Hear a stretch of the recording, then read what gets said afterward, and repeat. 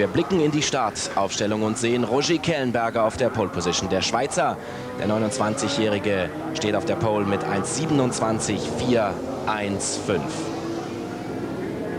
Neben Roger Kellenberger die Überraschung, im Ersatzmotorrad jetzt unterwegs, Michael Rodroff, der Überseher auf der Team Alpha Suzuki fuhr 1,27,495. Christa Lindholm, der Titelverteidiger, mittlerweile 30 Jahre und immer noch ledig. Der Meister fuhr 1,27,527, drittschnellster Jahr neu, beziehungsweise bei Yamaha wieder zurück. Und Andi Meklau, der Österreicher, er hat es geschafft, eine Ducati zu ergattern für das 97er Jahr. Er fuhr 1,27,527. Diese 4 Piloten also in der ersten Startreihe. Roger Kellenberger hier in der Aufwärmrunde ganz vorne. Das ist die zweite Reihe. Lavia, Jochen Schmid, wie gesagt, angeschlagen. Rob Phillips und Udo Mark, der wird nicht starten können wegen eines Trainingssturzes. Andrea Mazzali in Reihe 3. Peter Linden, dann Huber und Einberger in Reihe 3. Kipp, Klink, Fahrt und Leuthard stehen in Reihe 4. Also, jetzt gilt es gleich 16 Runden. Das sind eine Gesamtdistanz von 69,6 Kilometern hier beim ersten Lauf beim ADAC Flugplatzrennen in Zweibrücken. Der Start wird sehr, sehr wichtig sein. Die Piloten kommen jetzt so langsam zu Start und Ziel. Und Sie haben es gehört, Robbie Kauder tippt auf Christa Lindholm, der ja im letzten Jahr auf der DNL Ducati Meister werden konnte. Da war er drückend überlegen. Ging zurück zu Yamaha. Sie wissen vielleicht, im Vorjahr 95, da fuhr er schon einmal für die Japaner. Damals wurde er Vizemeister und deswegen hat er auch die Nummer 1, den Titel des Jahres 96, mit zu Yamaha genommen. Udo Mark vermissen wir schmerzlich. Wir wünschen ihm an dieser Stelle alles Gute. Die Knochen im rechten Mittelfuß sind lediert und der 6. Brustwirbel ist gebrochen bei einem Sturz gestern, den er in dieser Schikane, die Sie gleich sehen werden, erlitt. Das sah sehr, sehr schlimm aus. Das Motorrad war ein Totalschaden, aber das ist natürlich nicht so wichtig. Jetzt wollen wir uns auf den Start konzentrieren. Ganz rechts, das ist Roger Kellenberger mit der 6. Daneben Michi Rodroff mit der 3. Dann links von der roten Flagge aus Ihrer Sicht, das ist der Mann mit der 1, der Meister auf der neuen Yamaha, Christa Lindholm. Und ganz außen, da steht Andi Meklau, der Österreicher, mit seiner Nummer 13. In wenigen Sekunden wird freigegeben. Ein letzter Pilot kommt da sehr, sehr spät. Es verzögert sich ein bisschen, die Piloten unruhig natürlich. Sie drehen am Gasgriff. Jetzt gibt es hinten die grüne Flagge. Vorne geht der Marshal mit der roten Flagge von der Strecke. Links die eingeblendete Ampel und der Start ist freigegeben. Michi Rodroff mit einem Mörderstart vorne, zieht super heraus. Dann kommt Lindholm, Andi Meklau nicht gut ganz außen, Roger Kellenberger zieht herein, aber Lindholm hat die Nase vorne vor Meklau. Dritter Rodroff, der hier die Linie nicht optimal erwischt und noch einen Platz an Kellenberger verliert.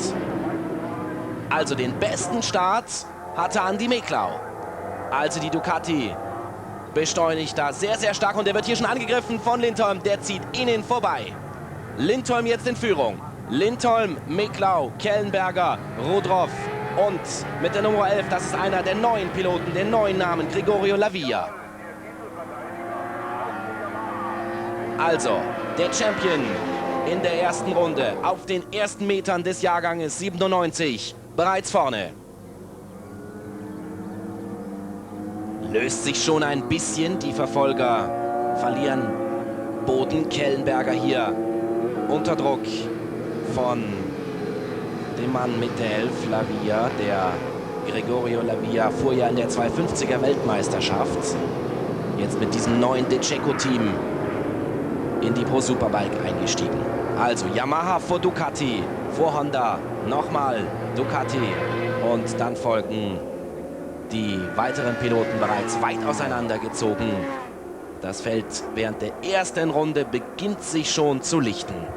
Hier diese Schikane, da muss man vorsichtig fahren. Sie sehen schon, da staubt's an dieser weißen Linie vor Start und Ziel. Da unterbricht diese Schikane so ein bisschen den Topspeed, aber da muss man unglaublich genau steuern, um da ja nicht zu weit nach außen zu kommen. Lindholm, Meklau, Kellenberger, Lavia, Rodroff, Phillips, Schmid, Mazzali, Dimpel, Einberger, so lauten die ersten 10. Jochen Schmid angeschlagen, Sie haben es vorhin gehört, der Backnanger ja auch böse auf den Rücken gefallen. War steif wie ein tiefgefrorenes Handtuch. Aber er bemüht sich hier Punkte zu holen. Auf Platz 7 beendet er die erste Runde.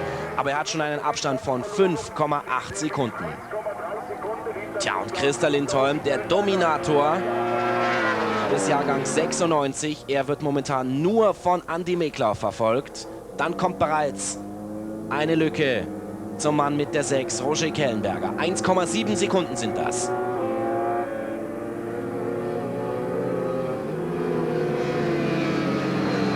Sehen Sie, wie das Feld schon auseinandergezogen ist. Mit der 7, das ist Gregorio Lavia. Was erzähle ich Ihnen? Natürlich Fritz Einberger. Lavia hat die 11. Gottes Willen. Einberger momentan auf Position 10. Er komplettiert die ersten 10. Und Lindholm nach wie vor Meklau. Andi Meklau im letzten Jahr ja noch auf der Promoter Ducati in der Pro Superbike unterwegs. Der Spielberger hatte schon mit dem Gedanken gespielt, seine Karriere beenden zu müssen. Fehlende Sponsorengelder. Und dann bekam er ein neues Cockpit, hätte ich fast gesagt. Ein neues Motorrad. Eine Ducati eines tschechischen Teams. Der Mann mit der 13 greift an für das Promotion Czech Republic HPB-Team. Und er verfolgt hier Christer Lindholm.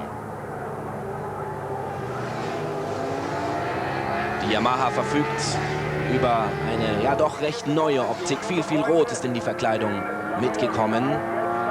Hier der Überblick der ersten 6 Positionen. Im letzten Jahr war dieses Motorrad ja ganz weiß lackiert und wurde von Odomar gesteuert, der ja dann zu Suzuki ging.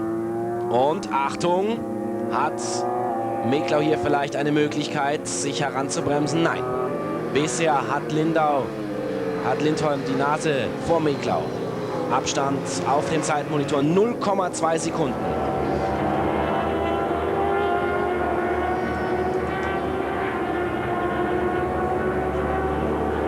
Hinter Lindholm und Meklau mittlerweile Lavia an Kellenberger vorbei. Ich weiß nicht, ob Sie es gesehen haben im Bildhintergrund. Dann Rodolf Phillis, Schmid, Mazzali, Dimpal und Einberger. Hier Jochen.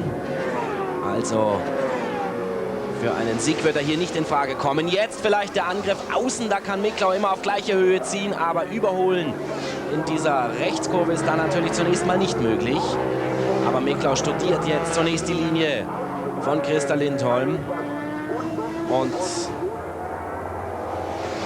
vielleicht begeht ja der Schwede auch einen kleinen Fehler. Ansonsten sehe ich ihn hier auch als Top-Favorit.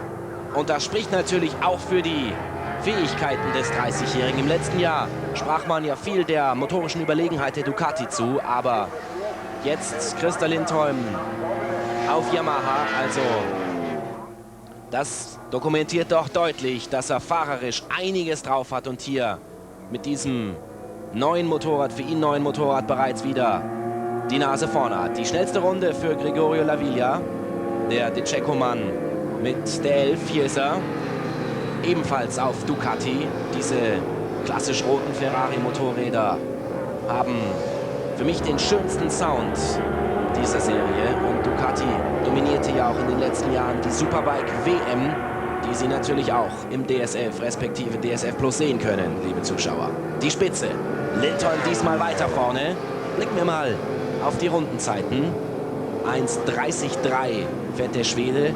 1:30,2 in etwa Meklau hier mit einer anderen Linie innen. Jetzt kommen die Helden bei Start und Ziel herüber gefahren. Da ist er immer dicht dran, der Mann mit der 13. Aber jetzt wird Lavia ein bisschen aufschließen. Abstand nur noch 1,6 Sekunden. Dreht die schnellste Runde, Sie haben es gesehen. Und schließt zu diesem Führungsduo auf. Da hinten kommt er, im Bildhintergrund. Konnten Sie schon den Mann sehen.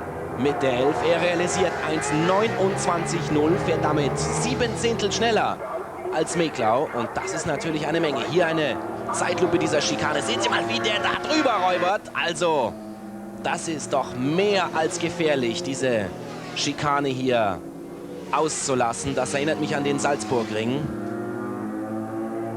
Topspeed in etwa 280, stellen Sie sich das vor. Und dann kommt diese Schikane, da darf man keinen Fehler machen. Und den Reifen tut das natürlich auch nicht gerade gut, wenn man hier durchs Grün ein bisschen hindurchschneidet. Lindholm, Meklau, Lavia mit der schnellsten Runde, dann Kellenberger auf 4, Rudroff, Philliss ist an Schmid vorbei, dann Mazzali, Einberger und dem Paldas die ersten 10. Und das Feld weit auseinandergezogen. Zwischen dem ersten und dem 10. liegen bereits 22,9 Sekunden. Wir sind gerade mal in der 5. Runde und Lavia wieder dicht hier durch. Und es sieht so aus, als hätte Lindholm vorne ein bisschen Luft. 1,28,7 wird wieder schneller. Schnellste Runde. Meklau 1,29,1. Aber Lavia 1,28,8. Also dieses neue DeCecco-Team, die machen sich sehr, sehr gut. Hier noch einmal diese Zeitlupe. Sehen Sie mal, wie er dort einlenkt. Da muss man aufpassen, dass man das Motorrad nicht zu stark umlegt, um hier nicht aus der Balance zu kommen. Das war wohl der Unfallgrund von Odomar, dass er dort das Motorrad aus der Kontrolle verloren hat.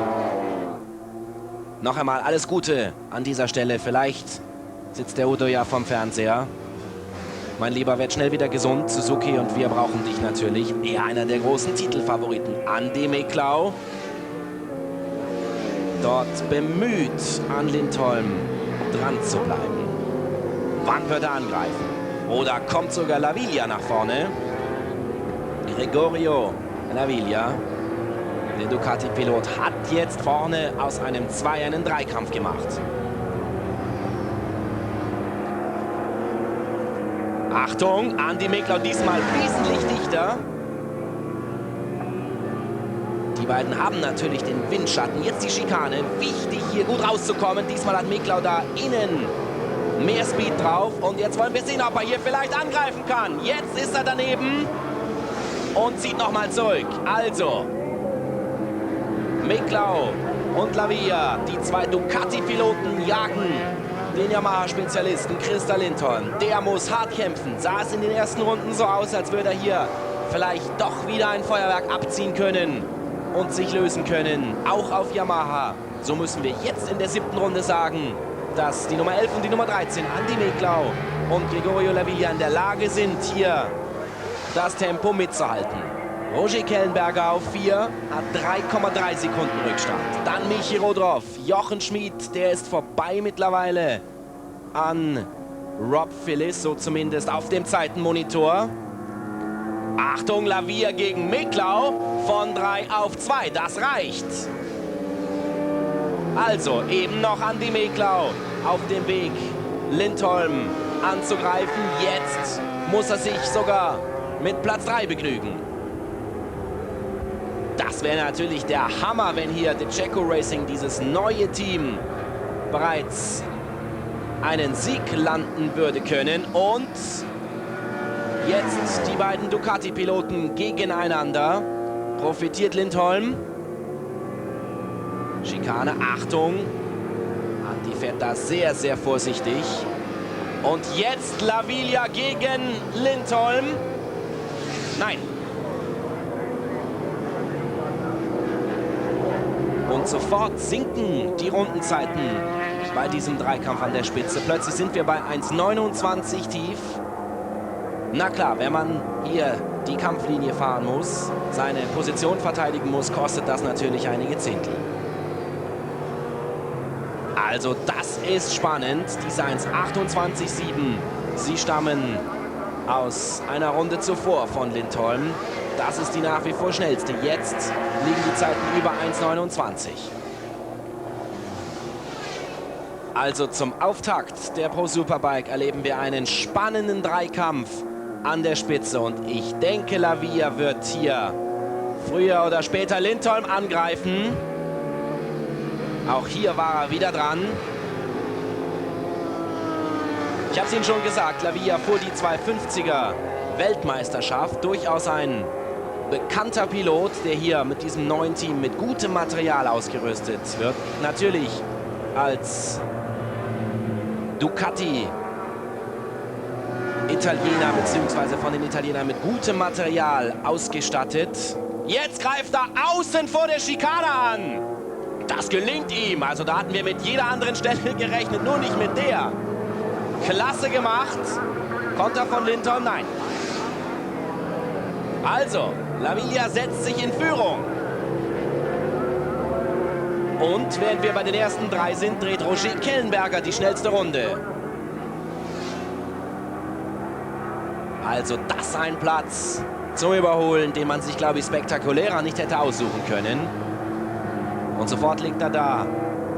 1/2 Zehntel zwischen sich und den Schweden auf der Yamaha. Hier die Wiederholung. Achtung, außen.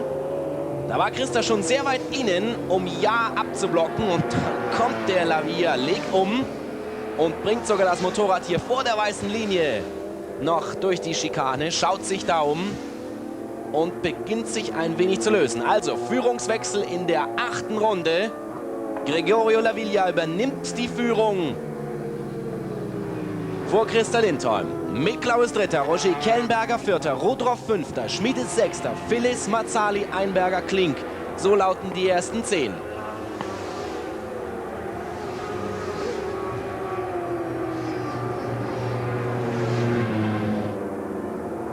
Und Andy Miklau muss jetzt schauen, dass er hier nicht den Anschluss an den Spanier und den Schweden verliert.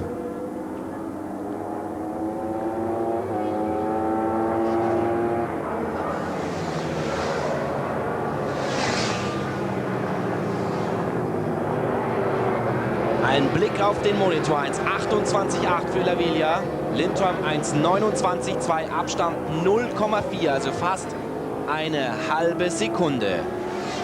Bereits im Alter von 16 Jahren setzte sich Gregorio Laviglia auf ein Motorrad. Allerdings begann er seine Karriere in der Motocross-Szene. Dann gewann er die spanische bzw. die katalanische 125er Meisterschaft, liebe Zuschauer. Und 91 schließlich, da griff er an und fuhr unter anderem, das ist ganz interessant, die Supersport 600 in der Open Ducados Serie, und die gewann er gerade mal 2-mal. Also er verfügt über jede Menge Erfahrung auf diesen großhubraumigen Motorrädern. Jetzt Lindholm daneben, aber er kann kontern. Und im letzten Jahr, da hat er 3-mal siegen können in der Supersport 600 Meisterschaft seines Heimatlandes in Spanien. 3 Siege in 6 Rennen, also 50% diese Quote. Jetzt hat er die Führung übernommen und wird aber angegriffen. Lindholm kontert. Gelingt es ihm dort vielleicht auch außen? Nein.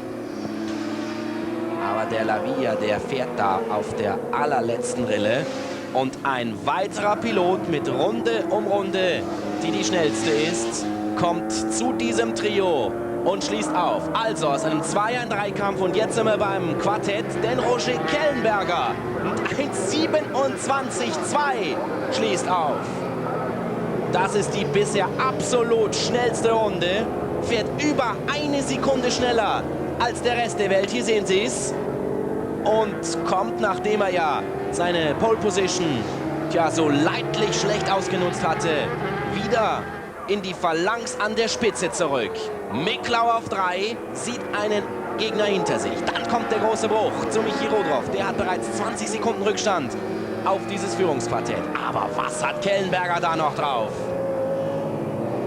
Das wäre ja sensationell. Ihn haben wir schon abgehakt gehabt aus der Spitzengruppe. Jetzt überrundete Piloten, die da vielleicht das berühmte Quäntchen Vorteil oder Nachteil bieten könnten, während sich dieser Laviglia da vorne um eine halbe Sekunde vor Lindholm hält. Jetzt ziehen die Piloten da vorbei. Da war genügend Luft. Das war Jarno Burkhardt, der Platz gemacht hat mit der 19. Kellenberger außen. Da der Kellenberger schlecht gestartet.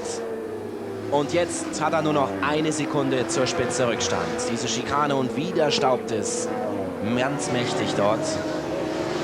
Aber Laviglia bei Start und Ziel vorne. Lindholm, dann Miklau und Kellenberger. 4 Piloten, die um den Sieg fighten. Wir beginnen die 12.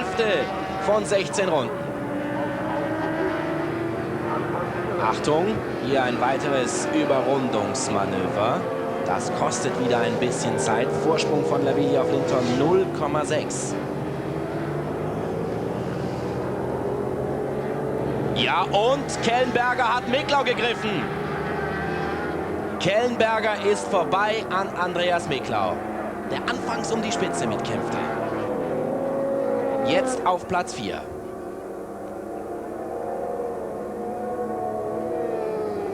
Lavilia. Hier Lindholm, der hat Probleme, Motorprobleme hier.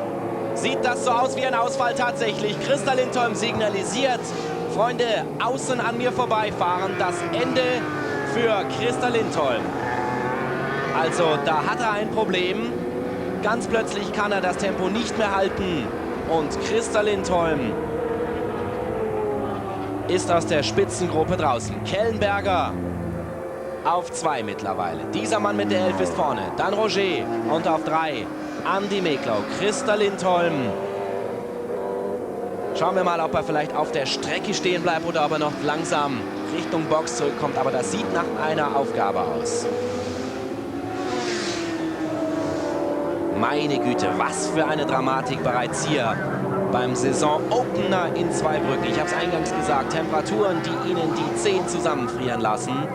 Bei ca. 3 Grad, obwohl es sonnig ist. Natürlich auch für die Piloten nicht allzu schön, bei diesen kühlen Temperaturen zu fahren. Gestern gab es hier sogar einige Regen- und leichte Schneeschauer. Das muss man sich mal vorstellen.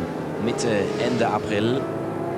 Und umso spannender ist aber das, was hier die Superbike-Piloten bieten. Lavilia hat die Zeit, sich umzuschauen, denn er hat 1,2 Sekunden mittlerweile zur Mitte der 13. Runde Vorsprung auf Kellenberger. Miklau ist Dritter. Jetzt blicken wir mal in die Boxengasse. Ich habe da einen kleinen Einblick, ob da vielleicht Christa Lindholm schon hereingefahren ist. Der Mann mit der 1, hier sehen Sie ihn langsam kommend.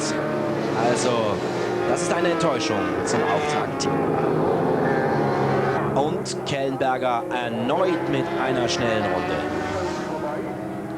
Also der Roger Kellenberger hat hier noch nicht aufgesteckt. Bruder Marcel hat seine Karriere ja beendet, das wissen Sie vielleicht. Und Kellenberger auf der Tide Honda ist hier noch in der Lage, vielleicht am Ende in den letzten 2, 3 Runden eine Attacke auf Lavilia zu reiten. Der hat natürlich seine Pirelli-Reifen sicherlich über Gebühr belasten müssen. Sie haben das gesehen, wie hart er dort teilweise eingelenkt hat, das Motorrad umgelegt hat, gerade in dieser Schikane. Da fuhr er absolut am verwegensten. Und es könnte durchaus sein, dass hier 4,5 Runden vor Schluss die Reifenhaftung beim Mann mit der 11 ein bisschen nachlässt. Also, wir wollen Roger Kellenberger da noch mit auf die Rechnung tun. Miklau auf 3 hat sich fast 4,5 Sekunden Rückstand eingehandelt. Schmid und Phillips auf den Plätzen 5 und 6. Ich glaube, damit ist Kawasaki-Mann Jochen Schmid auf Kurs, was die Möglichkeiten dieses Wochenendes angehen. Phyllis Mazzali, der Teamkollege von Lavilia, ebenfalls nicht schlecht. Andrea Mazzali auf Platz 7, dann Fritz Einberger, Klink und Kipp. Das die ersten 10. Und der Kellenberger macht Druck. Abstand eben noch 0,7 Sekunden. Jetzt gibt es gleich wieder neue Rundenzeiten. 2 Runden vor Schluss. Wir beginnen die 14. in dieser Sekunde. Lavilia 1,28,1. Kellenberger Zeit liegt bei 1,28,3. Also der Abstand in etwa gleich. Ja, sogar ein Pfiff stärker noch. Die Zeit 1,28,0. Hier kommt die Korrektur von Kellenbergers Zeit. Und Sie sehen das jetzt auch optisch. Aus 0,7 wurden dann 0,6 Sekunden. Und jetzt greift der Schweizer tatsächlich doch noch an. Ihnen auf der Bremse geht er vorbei. Oi, oi, oi, da wird es aber jetzt ganz heiß. Lavilia will sich das nicht nehmen lassen. Ganz klar, kann kontern nebeneinander. Und der Ducati-Pilot bleibt vorne. Also ich wage schon davon zu sprechen, dass der erste Lauf hier an Spannung fast nicht mehr zu überbieten ist. Kellenberger wieder vorn. Windschatten. Und da hat Lavilia mehr Leistung, Fragezeichen. Jetzt hat er da die bessere Linie und geht wieder vorbei. Also, die fahren, als wäre es die letzte. Vorsicht, hier wieder diese Schikane. Da bleibt Lavilia voll am Gas. Kellenberger folgt und sie schießen über die Startziellinie. Lavilla beendet diese Runde zwar vor Kellenberger, aber der Abstand ist natürlich absolut minimal. Das ist die allerletzte Runde. 4 Kilometer bleiben noch. Wer hat Vorteile, der Führende oder der Verfolgende? Natürlich hat man sich die Taktik zurechtgelegt, sich rechts 10 Runden lang beobachtet, geschaut, wo kann ich überholen, wo sehe ich die Möglichkeit vielleicht hier noch Boden gut zu machen. Lavilla vorne, jetzt kommt wieder diese durch Pylone abgesteckte Schikane, wo Kellenberger eben die Nase vorne hatte, aber jetzt zieht Lavilla natürlich da ganz gewaltig an. Hier bleibt da vorne, da hat er sich vorhin überholen lassen müssen, behält die Nase vorne. Kellenberger jetzt ganz dicht, jetzt zieht er raus, innen, Rechtskurve, das sollte für eine Attacke reichen, nein.